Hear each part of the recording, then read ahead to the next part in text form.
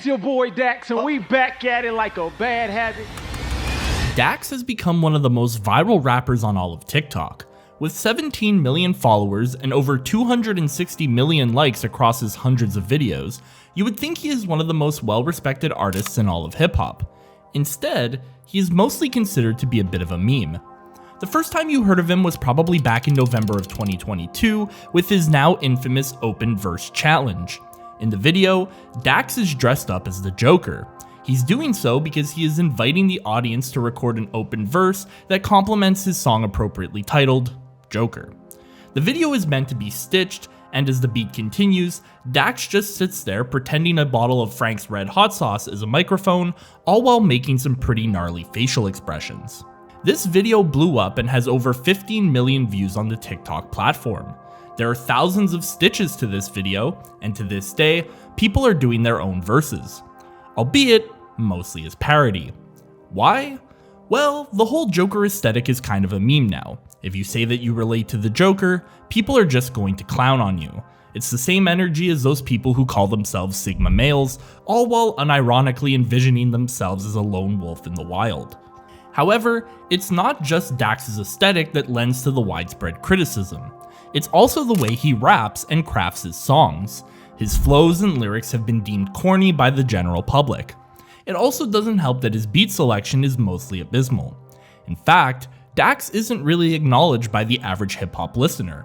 Instead, he is mostly an internet phenomenon. The last time we saw Dax get mainstream attention was back in 2019 when he was trying to go at Tory Lanez. Lanez, a fellow Canadian, acknowledged Dax online, but urged him to apologize for a recent diss track. Apologize, bro. Apologize, bro. Or you know what's going on. Apologize, my nigga. Dax eventually obliged, and he mostly became an afterthought.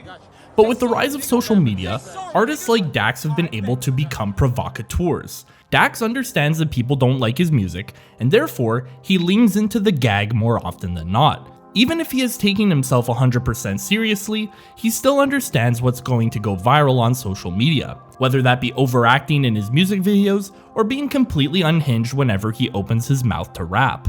But to say that Dax doesn't have real fans would be a complete misread of the situation. In fact, it can be argued that Dax is the leader of a phenomenon that has been dubbed coworker music, and more specifically, coworker rap. Coworker rap has existed for years at this point. However, it has never been given a proper name. The concept is simple. Imagine, you're in the break room at your job, and your least favorite coworker comes in to eat lunch with you.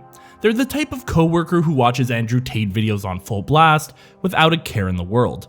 They are constantly ranting to you about how the world's elites are all lizard people and that COVID-19 was a psyop to make the population gay. Whenever they open their mouth, you're forced to politely half listen and wait for the perfect moment to get out of the conversation. Well, that very same coworker would probably force you to watch a Dax music video, all while saying, "This guy is real rap, not that mumble crap." So, what does coworker music sound like? Well, it's typically overdramatic for the sake of it. There is a very over-the-top, in-your-face quality about it. There are no metaphors or unique allegories. Instead, everything is plainly explained to you. A great example is Dax's Joker, in which he says things like, "You're in pain, you're insane, I can tell by what you're saying," or "You leave a negative comment not knowing what you sow, you will reap, I bet you smile when you post thinking you're hurting me." These lyrics are relatable enough for people to understand, but they're also way too corny for an educated rap listener to think this is in any way acceptable. Another great example of the coworker rap sound is an artist named Chandler, who went viral for their song Bubonic. I'm running all over the place, blue in the face, looking like Sonic!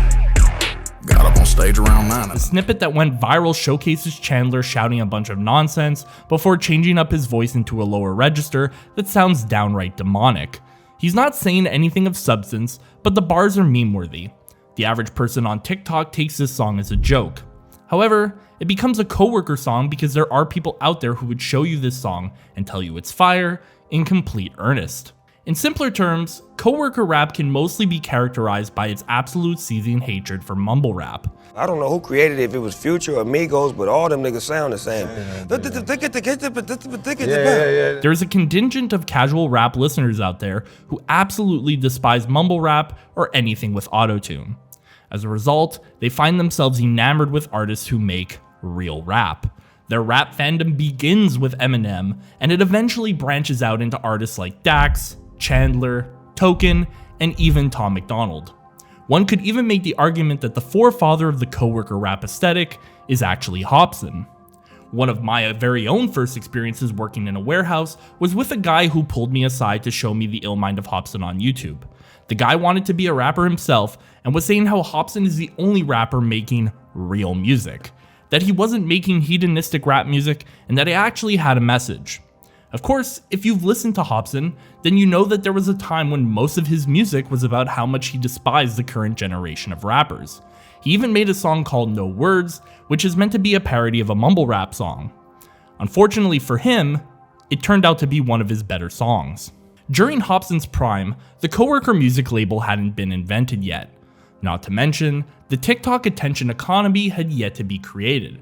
Even YouTube reactors and streamers were in their infancy. As a result, he never got to experience the height of coworker rap virality. I need you guys to tell me what the heck coworker music is. Everyone's talking about coworker music, but I don't know what it is. But for artists like Dax, Token, and many others, this new phenomenon has opened up massive opportunities. For instance, guys like Token are going all in on the coworker music label with freestyles that are completely self-referential. But now they're doing better than Token. A part of me gets jealous for a minute, then I realize I still wouldn't do that feature cause I kept morals unbroken. Whenever Dax, Chandler, or that AI bear named Civ drop a new song on social media, you can guarantee that the comments will be filled with people saying coworker music. It's become one of the biggest ongoing gags in music promotion, and it's allowed these artists to take full advantage. What makes it even funnier is that coworker music is the furthest thing from a compliment, but it doesn't matter.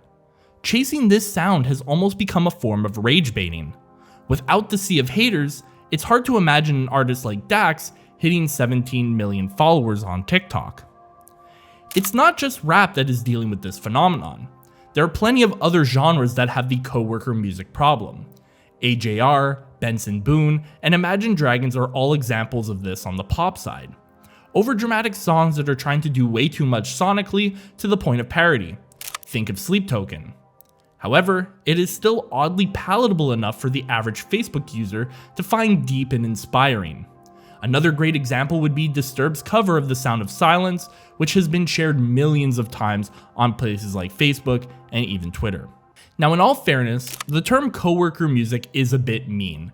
It's also extremely subjective. While you can point to a specific vibe, it's also up to the person using the term to determine what they believe coworker music to be. At this point, people use it as a stand-in for music that they don't like. It's basically a bastardization of the term. There are people who will look you dead in the eyes and say that someone like Kendrick Lamar is coworker music. Of course, this isn't really true, but if someone's made up their mind, you'll have a hard time convincing them otherwise. There will always be artists who grate on the ears of hardcore music fans, regardless of genre. In the rap world, it just so happens that artists like Dax, Hopsin, Token, and many others have been hit with the lyrical miracle label. Reaction YouTubers and TikTok comments have turned some of these artists into a running joke. Artists that only your annoying coworker would enjoy. It's unfortunate, but if you're like Dax and you embrace the meme, then you too can become one of the biggest artists on TikTok.